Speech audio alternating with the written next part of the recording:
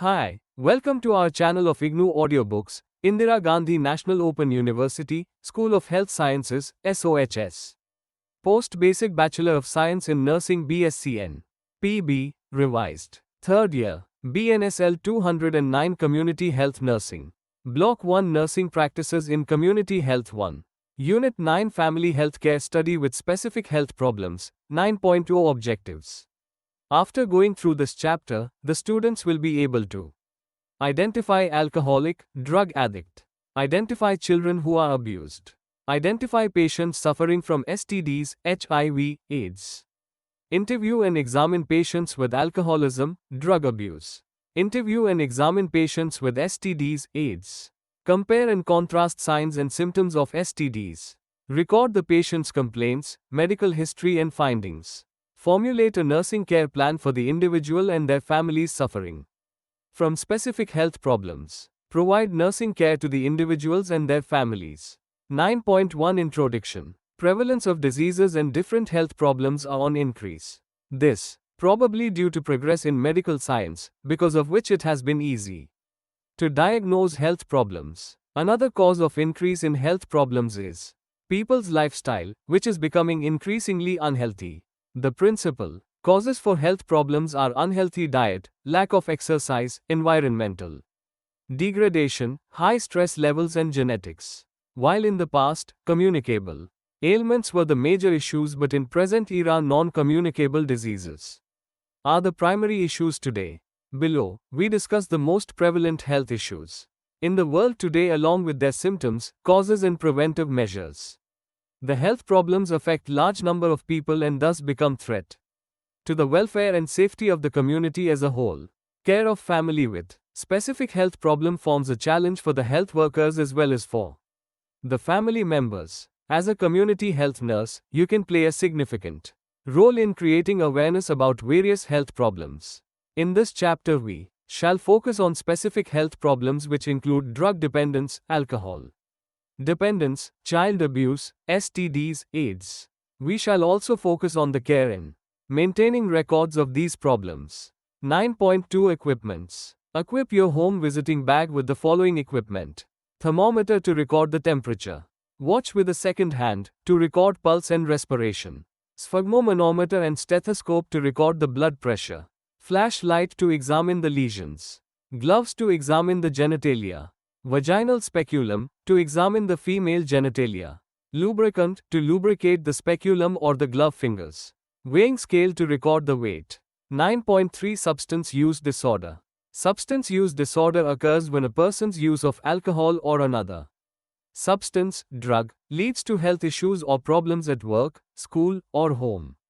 Addiction or dependence upon a drug or alcohol affects the physical and mental health of the user. Substance use disorder, SUD, is a complex condition in which there is uncontrolled use of a substance despite harmful consequences. People with SUD have an intense focus on using a certain substances such as alcohol, tobacco, or illicit drugs, to the point where the person's ability to function in day-to-day life becomes impaired. People keep using the substance even when they know it is causing or will cause problems. The most severe SUDs are sometimes called addictions. WHO defines drug addiction as a state of periodic or chronic intoxication detrimental to the individual and society produced by the repeated consumption of the drug. 9.3.1 Identification of a client with substance use disorder. SUD. A person with substance use disorder, SUD, shows the following characteristics. Has an overpowering desire or need to continue taking the drug and obtain it by any means, e.g., stealing, robbery etc. Has a tendency to increase the dose. Has a psychic and sometimes physical dependence on the effects of the drug. How can you identify a person with SUD, addict? You must look for following signs and symptoms. Lack of interest in studies, home, family or in business. Loss of interest in sports, games and hobbies. Blank expression. Irresponsible behavior. Irregular eating and sleeping habits. Irritability, may be too talkative. Impulsive conduct. Missing of money or other valuables from home. Irregular attendance at school, college or absenteeism from work. Lack of energy or drive, impotency. low productivity or decreased quality of work output, higher personnel turnover or frequent loss of jobs, thefts at home or workplace, difficulty in working relationship, may be a liar or commit repeated mistakes, long hours of deep sleep, injection marks in arms, spending most of time alone or in a closed room or in bathroom, toilet. 9.3.2 Identification of alcohol dependence. Alcohol is a legal drug, but one that carries a significant risk of addiction. The most common physical, psychological, and behavioral signs and symptoms of alcohol abuse are poor coordination, slurred speech, impaired thinking, memory impairment, wanting to stop drinking but not managing to do so, diverting energy from work, family, and social life to drink, engaging in risky behavior, such as drunk driving, denial about the extent of the alcohol abuse problem, becoming distressed at the prospect of not having access to alcohol. A person who drinks heavily over a long period of time becomes an addict or chronic alcoholic. Chronic and excessive use of alcohol produces psychological and physical dependence. 9.3.3 Procedure of assessing patient with substance use disorder, drug, alcohol abuse. It is often difficult to ask patients about their use of alcohol and illicit drugs. It requires a lot of care, time, and special skill of listening, observing, and questioning. An accurate and complete medical history should be obtained before examining the client. Follow the guidelines given below for assessing the patient with drug abuse. Find out about the present complaint. Patient may have had a recent fever or loss of weight. Ask him if he is anxious or depressed. Obtain medical history after establishing rapport. Ask the patient about the uses of alcohol or drugs. Ask specifically about beer, wine, prescription of drugs, and illicit drugs. Ask questions which will provide graded responses. Ask if he often becomes intoxicated. Find out the frequency of physical violence. After intoxication, patient may be threatened to reveal such information to you. But your non-judgmental attitude will help patients to discuss their personal information with you. Find out if the patient has any problem in his daily life. Ask him about his family, work, and financial situation. Is he worried about his wife, child, or parent? Does he go to work daily? Does he have any problem at work? Does he have any debts? Ask about his attitude towards drinking or intake of drugs. Does he feel that it is a problem? Can he stop taking them? Find out if he is anxious, has any fears, such as those of death, places, or things. Fear is an indication of anxiety. SK. Does he have a good appetite? Does he sleep well at night? You can do a physical examination. You should observe the general appearance and also do a physical checkup to assess a patient with alcohol, drug abuse. Check his general appearance. Level of consciousness. If intoxicated, the patient may be unconscious. He might have fallen and struck his head, so look for head injury as well. Neatness, general cleanliness, grooming, and dress in comparison with other people of his community. Note his movements, walk, gait, and check for signs of paralysis or loss of sensation of an arm or leg. Note the color of patient's eyes and look for the presence of jaundice. Note behavior, emotional and mental state, and speech. Observe patient's behavior. Is he able to carry out his daily activities normally, his posture, concentration, etc. Note emotional states such as anger, violence, and sadness. Note if he is oriented to person, place, or time, his ability to tell you simple facts sensibly. Note his speech for clarity and the odor of his breath for presence of alcohol. Take and record vital signs. Record pulse, respiration, and blood pressure. A raised pulse and respiration may be due to anxiety. Record his weight and compare it with previous weight if known. Check for muscle wasting and loss of body fat. Loss of weight and malnutrition may be due to chronic alcoholism. Key: a patient arrives in an unconscious state in the Health and Wellness Center. His breath smells of alcohol. He may have fallen and struck his head. Which one of the following 2 steps you would take while assessing this patient? Place a tick, square root, mark. I. Assume that the patient has acute alcohol intoxication. Rule out the possibility of head injury, CVA, and diabetic coma to be the causes of unconsciousness. E. On examination, you may notice that the patient's skin and eyes are yellow. What does it indicate? E. While you do a physical examination, you check the general appearance of the patient. Write a brief statement about what you would look for each of the following. A. Level of consciousness. B. Neatness. C. Movement.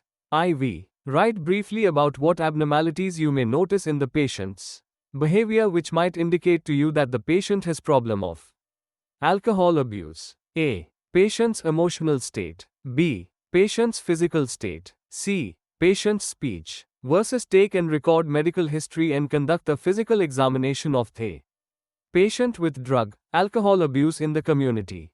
Use the guidelines. V. Palpate the abdomen for liver enlargement, tenderness over the liver and fluid in the abdomen. The liver can be severely damaged due to chronic alcoholism. 9.3.4 Care of the patient with substance use disorder, drug, alcohol abuse. I. Provide psychological support. E. Provide health education using various types of AV/AIDS, role play, street play, discussions about the toxic effects of drugs and alcohol intake. E. Legislative measures such as limiting the availability of drugs in the markets and raising the cost of such items so that they are not within the financial reach of people. IV. Make the individual aware about the community resources available for care and rehabilitation. V. Establish contact with the community resources and organizations and help the individual to seek care from such resources and follow up the client for continuity of care. 9.4 Identify TION and care of child being abused. Children are often abused by parents or caregivers. Abuse may be due to anger, frustration or mental disorder. In India, child abuse, especially of female child, is common. Not only female child but also females as wives and grown-up daughters are abused in many families. There are various forms of abuse, i.e., physical, mental and sexual. Abusive behavior involves two clients, the victim and the abuser. Both of them need to be helped and protected. Child abuse for reporting purpose is defined by National Conference of Child Abuse in Washington in 2019 as a child under the age of 18 who is suffering from physical injury inflicted upon him by other than accidental means, or sexual abuse, or malnutrition, or suffering physical or emotional harm, or substantial risk thereof by reason of neglect. Child abuse is defined as a variety of harmful behaviors directed against children. It can take many forms. Child abuse in general is a psychological problem or perversion of the abuser. The abuser is referred to as the perpetrator of abuse. Child abuse includes the following conditions: physical abuse, child neglect, emotional neglect and abuse, failure to thrive, child sexual abuse. Pedophilia, it is a form of child sexual abuse in which an adult has sexual interest in children. Munchausen by proxy syndrome, it is a serious psychiatric disorder of parents or guardians of children. The parent or guardian referred to as the perpetrator intentionally or unintentionally manufactures signs and symptoms of a disease in the child under their care. They do this, not for the good of the child, but generally to satisfy their own abnormal need. The National Center on Child Abuse and Neglect in Washington suggests the following guidelines to detect the abused child. Signs of abuse in children which require immediate action. I. Any injury in an infant. E. Gross or multiple injuries in a child of any age. E. Repeated injuries. Fracture in various stages of healing. IV. Intracranial injuries. V. Unexpected weight loss. V. Severe malnutrition especially in very young children. V. Dehydration under unusual circumstances. V. Venereal diseases or signs of genital trauma in children unable to understand the nature of sexual act. Signs of abuser, caregiver. Inappropriate current behavior in relation to child's condition. Inadequate or conflicting history of injury. Failure to seek medical care promptly. Observation of interaction with the child. Inappropriate demands and expectations from the child. Unreasonable and inappropriate discipline. Angry, impulsive behavior. Current living situation. Stress, isolation. Inadequate support. Care of other children. Childhood history of caregiver. Relationships with another agency. Care of the child with abuse. Render first aid and emergency care in case there are open wounds. Consult doctor in cases with any physical injury or assault for the medical treatment. Provide emotional and psychological support by talking to the child. Allow the child to express his or her feelings. Provide love, care, support to the child. Provide diversional therapies to the child. Do not leave the child alone. Do not leave children with strangers. Correct malnutrition, if present in the child. Provide sex education appropriate to the child's age so that sexual manipulations can be avoided. Consult child psychologist if needed. Identify the source of abuse and act as per the situation. Counsel the parents. Plan regular home visits by supportive social workers, public health nurses to the homes of families who are at high risk of using violence, abuse against their children. 9.5 Identification of patients with sexually transmitted diseases, HIV, positive, AIDS. Sexually transmitted infections, STIs, are infections that are spread from person to person through sexual activity, including anal, vaginal, or oral sex. HIV is an STI. Other types of STIs include chlamydia, genital herpes, gonorrhea, human papillomavirus, HPV. Their prevention and control of these diseases. In order to prevent and control them, a nurse must be able to identify these diseases through their clinically manifestations. In this part of chapter, we shall discuss about signs and symptoms of each sexually transmitted disease. It is also important to learn the method of taking a medical history and conducting a physical examination to recognize the patient's sign and symptoms. We shall begin our discussion with reviewing the causative agents and signs and symptoms of these diseases. Now, let us review the signs and symptoms of the sexually transmitted diseases. Symptoms of STDs in women. In many cases, STDs don't cause noticeable symptoms. When they do, common STD symptoms in women include pain or discomfort during sex or urination, sores, bumps, or rashes on or around the vagina, anus, buttocks, thighs, or mouth, unusual discharge or bleeding from the vagina, itchiness in or around the vagina. The specific symptoms can vary from one STD to another. Symptoms of STDs in men.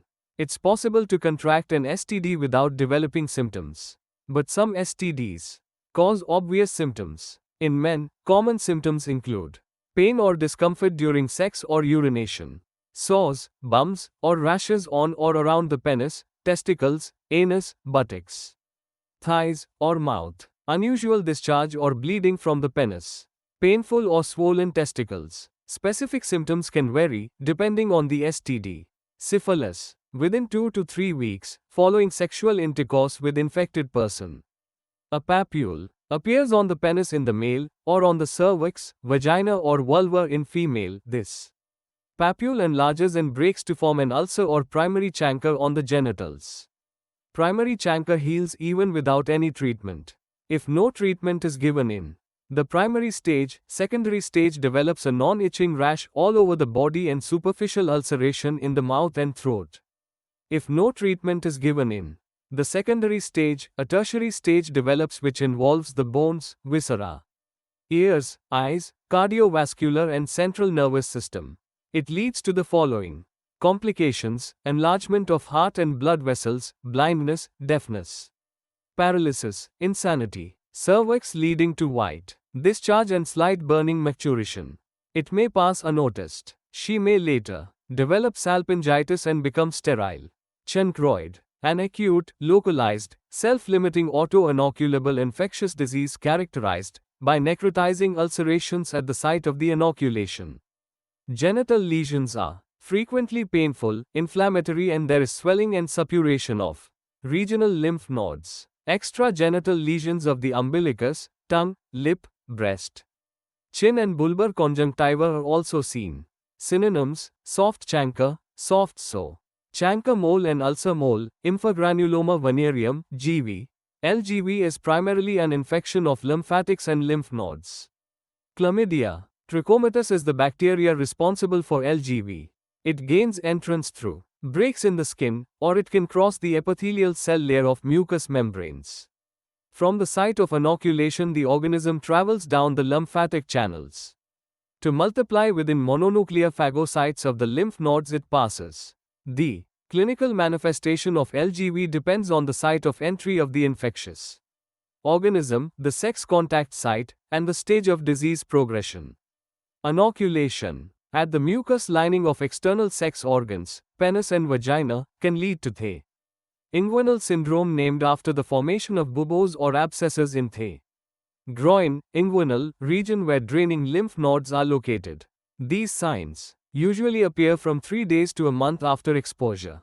The rectal syndrome, lymphogranuloma venereum proctitis, or LGVP, arises if the infection takes place via the rectal mucosa, through anal sex, and is mainly characterized by procticolitis or proctitis symptoms. The pharyngeal syndrome is rare. It starts after infection of pharyngeal tissue, and buboes in the neck region can occur.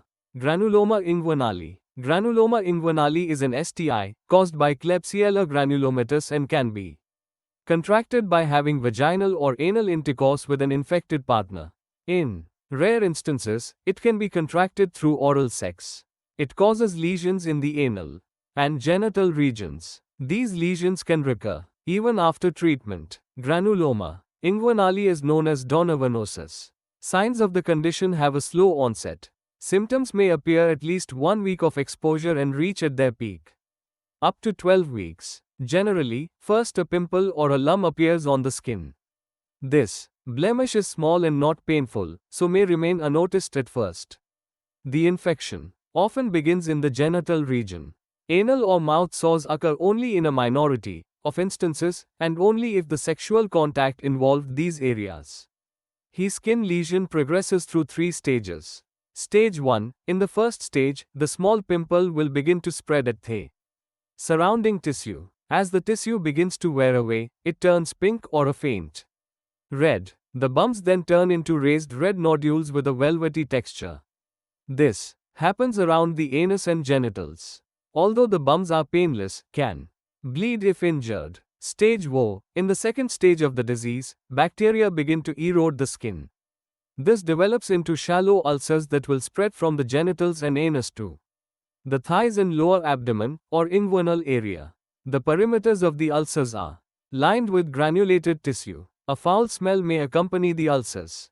Stage 3. When granuloma inguinale advances to the third stage, the ulcers become deep and morph into scar tissue.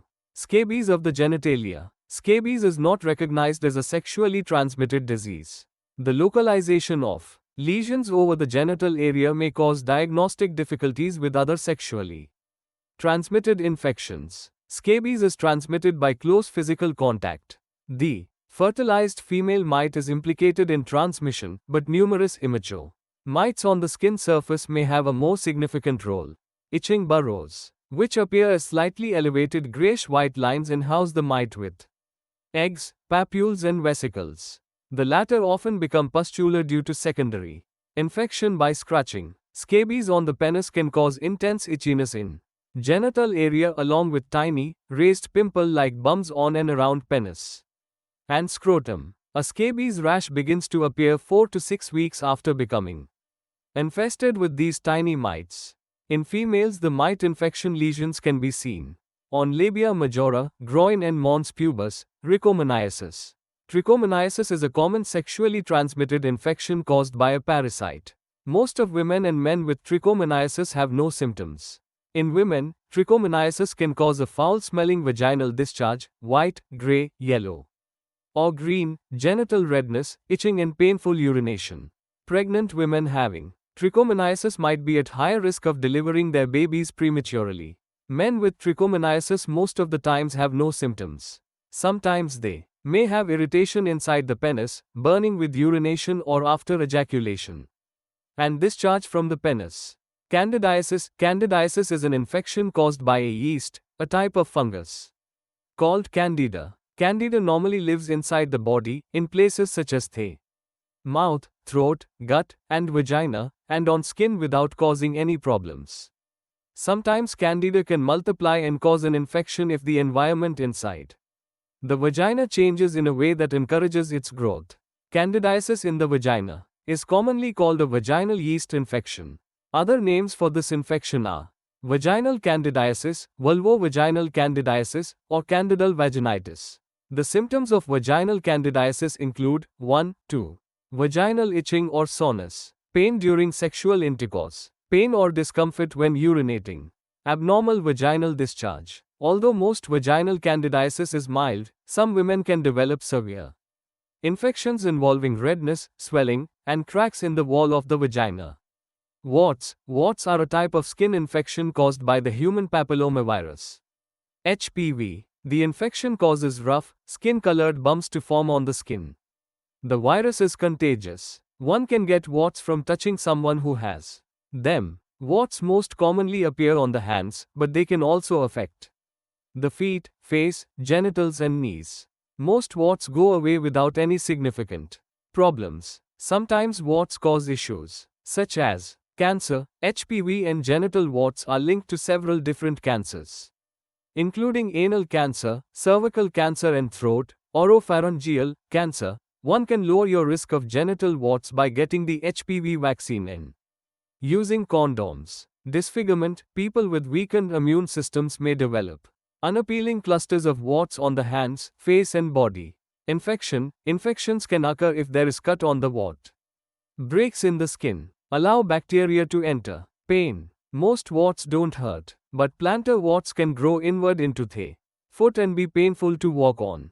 One may feel as if there's a pebble under the skin. AIDS. Acquired immune deficiency syndrome.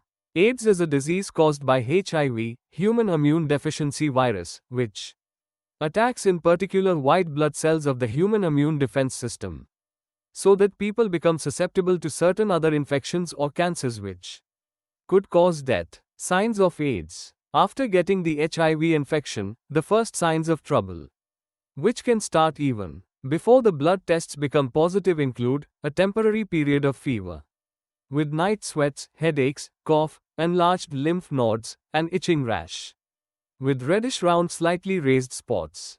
These symptoms appear about 6 to 12 weeks after exposure. The next phase shows persistent enlarged lymph nodes in 2 or more places, in addition to the inguinal glands. By this time the blood test is usually positive. Another phase is ARC, AIDS-related complex, where patient may have loss of appetite, weight loss, fever, night sweats, diarrhea, skin rashes, swollen glands, and fatigue, but the patient is not as sick as a person with severe AIDS. AIDS in children may be suspected if they show at least 2 major signs and 1 minor sign as follows. Ajor signs. Weight loss, 10% of body weight. Chronic diarrhea for longer than 1 month. Prolonged fever for longer than 1 month, intermittent course. IGNOU signs. Generalized swollen glands. Oropharyngeal candidiasis. Persistent cough for longer than 1 month. Recurrent herpes zoster. Chronic progressive and disseminated herpes simplex. A small nodule, vesicle, or papule becomes a creeping exuberant, ulcerative, frequently painless and extending peripherally with characteristic rolled edges, and formation of fibrous tissue, often with granulomatous tissue. Procedure of assessing the patients with SDs and AIDS. Before examining the patient, take detailed medical history. Direct your interview to the patient's immediate problem. Ask questions that relate only to patients presenting complaints. Obtain the patient's identification information. Find out the presenting complaint. Take the history of the present problem. Find out the details of the patient's symptoms. Versus ask about the onset, duration, location, frequency, and description of the symptoms. For females, focus question on common female vulvovaginal symptoms of reproductive system. Local symptoms such as vulvovaginal symptoms are indicative of sexually transmitted diseases. The most common vulvovaginal symptoms are vaginal discharge and local itching, local sores or lumps in the vulvar area. Ask if sores or lumps are painful or not. Inquire about sexual contacts and past history of venereal disease such as have you ever had herpes? Have you ever had any other problems such as gonorrhea, syphilis, or pelvic infections? For ALS, focus questions on local symptoms related to genito-reproductive system. Ask about any discharge from the penis or any staining of underwear. If discharge is present, ascertain the amount, its color and consistency, and associated symptoms. Enquire about sores or growth on the penis and any swelling or pain on the scrotum. These symptoms raise the question of sexually transmitted diseases. Ask about previous symptoms or a past history of venereal diseases, such as herpes, gonorrhea, syphilis, or other problems. As you listen to the patient's symptoms and signs, you go through a thinking process to make diagnosis. The medical history gives you clues to where to look for signs of disease. For example, patient may say, I have vaginal discharge and itching. This information tells you to look at the patient's genitals to detect signs of particular problem. Decide about exact diagnosis by examining patient as given below. Arrange all the equipment needed on a table within easy reach. Prepare the patient for physical examination. Explain the purpose of the examination. Ask the women to empty the bladder before the examination. Ask the patient to remove her trousers. Provide a drape for the women to cover her thighs and knees. The male patient may be examined in standing or supine position. The female would be examined in the lithotomy position with her thighs abducted, arms at her side are folded across her chest. Explain in advance each step of the examination. Avoid any sudden or unexpected movements. Warm your hands and use warm speculum. Monitor your examination by watching the patient's face for any discomfort or pain. Be very gentle. Take the patient's vital signs. Patient with gonorrhea may have fever. Inspect the patient's general appearance. Perform a genital examination. Since there will be male and female health worker, you may take their assistance while examining a male or female patient. This will make the patient to feel comfortable. Use gloves whenever necessary. Examining the ale genitals. A. Inspect the penis. Look for lumps, sores and lesions. Check the skin around the base of the penis for excoriation and inflammation. Look for nits or lice at the base of the pubic hair. Observe the healthy and infected penis. B. Compress the glands gently between your index finger above and the thumb below. This will open the urethral meatus and allow to see any discharge. Normally there is none. C. Palpate the groins for enlarged lymph glands and tenderness. Large or tender lymph glands may be due to infection, lymphogranuloma venereum. Examining the female genitals. Inspect and palpate the female patient's genitals using a vaginal speculum. A. Ask the patient to move her buttocks down to the edge of the examining table and abduct her thighs. Seat comfortably on the adjusted stool in the center of the examining table. Have a good light. Inspect the mons pubis, labia and the perineum. With your gloved hand, separate the labia and inspect the labia minora, the clitoris, the urethral orifice, the vaginal opening or the introitus. Note any inflammation, ulceration, discharge, swelling or nodules. If there are any lesions, palpate them. Observe the lesions of the vulva. If you suspect urethritis or the inflammation of the para, urethral glands, insert your index finger into the vagina and milk the urethra gently from inside outward. Note any discharge from or around the urethral orifice. If any is present, take a sterile swab on a swab stick and send it for culture. Pubic or genital excoriation suggests the possibility of lice or sometimes scabies. Look for discharge or bleeding from the vagina. Normally there is no unusual discharge from the vagina. White, yellow-green, pussy or frothy discharges from vagina are indications of infection. Normal anatomy of external genital parts. Now inspect the internal genitalia. Proceed in the following manner. Locate the cervix, insert your index finger into the vagina and identify the cervix, which has round and firm surface. Put the speculum in warm water.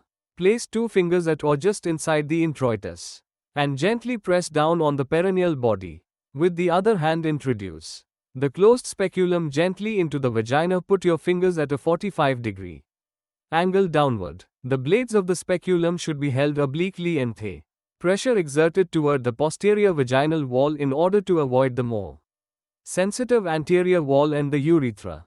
Remove your fingers from the introitus, turn the speculum so that the blades hang towards the floor. Gradually open the speculum, shine the light into the vagina. Inspect the cervix, check the cervix for color, redness, ulceration, nodules, bleeding, scars or discharge.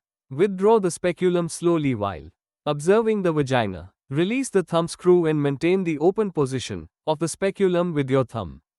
Close the blades as the speculum comes out of the introitus. During withdrawal, inspect the vaginal mucosa for its color, any inflammation, discharge, ulcers. After finishing the examination, allow the patient to dress herself and assist her to come out of the examination table. Inform the patient about findings of physical examination. Answer the patient's questions. Record the findings of physical examination. Think and decide about what you observed and make final diagnosis. Refer the patient to the hospital for treatment and follow up accordingly. Activity. Read the following case history. A. Kaveri is 30 years old.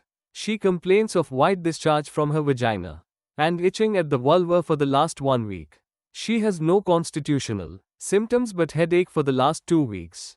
On physical examination, no lymph glands are felt on her neck or inguinal area. Pelvic examination has revealed thick white curdy discharge and inflamed vulvar and vaginal wall. B. Now, using the information given to you in the subsection of the STDs, diagnose the problem of Kaveri. C. What information in the case history has helped you to arrive at this diagnosis? List 3 presenting complaints of a patient that should make you think of gonorrhea. Who is the high-risk individual for AIDS? Name 4 types. How will you prepare a female patient for a physical examination at the health center? Write down the steps of examining the female genitalia. Describe the purpose of the following equipment: vaginal speculum, lubricant, gloves, flashlight. Describe how would you insert a vaginal speculum. List 3 areas of male genitals that you should inspect in a patient with urethral discharge. 9.6 Recording and reporting. It is important to record the information which you have obtained from the patient by interviewing, taking past medical history, present complaints and the findings of the physical examination. A brief record of medical history and physical examination should be made for each patient, focusing on his/her present problem. A detailed record should be written if you have done a thorough examination of the patient. A properly maintained and organized record will help you and other members of the health team to note the patient's condition, analyze the findings, arrive at a diagnosis and decide about the care and treatment. Writing a brief report about patient's medical history and physical examination should give a clear picture of the patient's problem. The following guideline may be used to record the same. Patient's identification information. Family folder may be used. Name, age, date of visit, sex, marital status, address, education, occupation. Record past medical history. Record the information about the past medical history particularly related to the patient's present problem.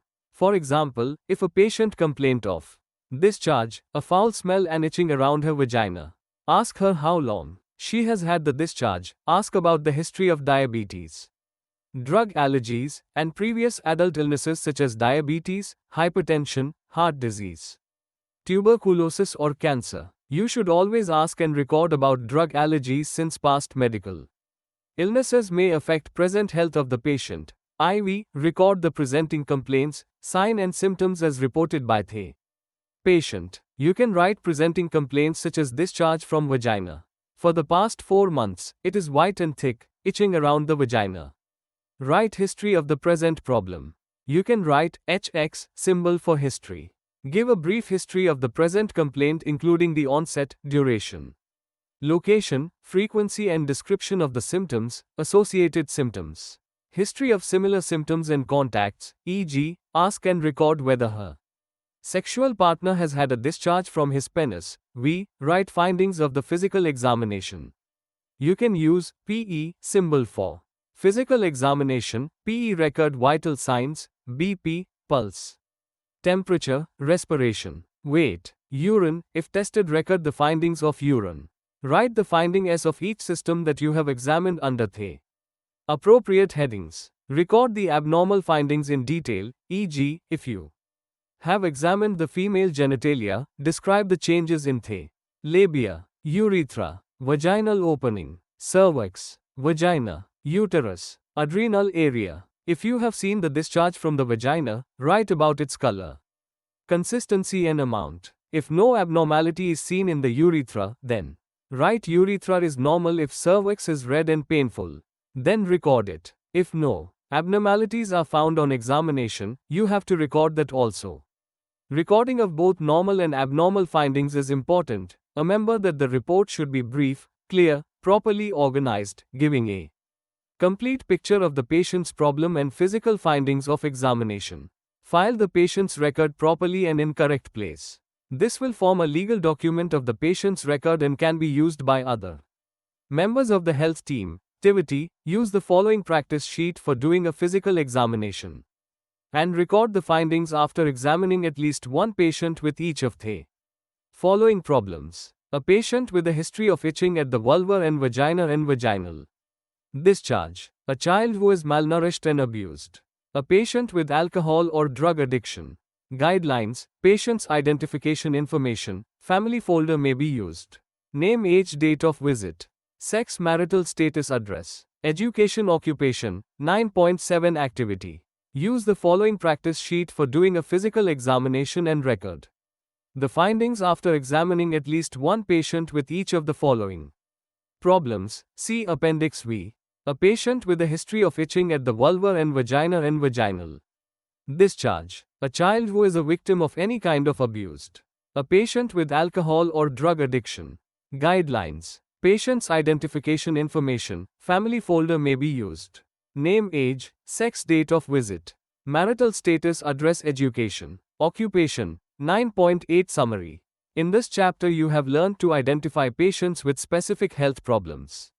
You have seen what equipment is required for examining patients with different problems. You have realized that to identify patients with various problems, you have to record their present history, interview them, take their past medical history, relate the present complaints with the previous health or disease state of the patient.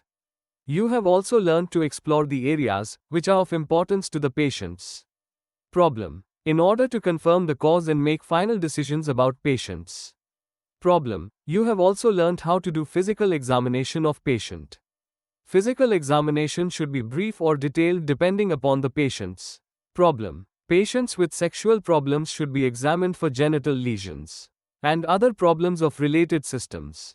Patients with drug, alcohol problems should be examined for drug dependence. You have also realized the importance of writing a brief report about the patient's problem and assessment. You have been provided with practice activities. Review. Exercises and practice sheet for recording the physical examination findings. etc. By performing all these activities, you will be able to develop the necessary skills to perform your role effectively in the identification of specific health problems. Thank you.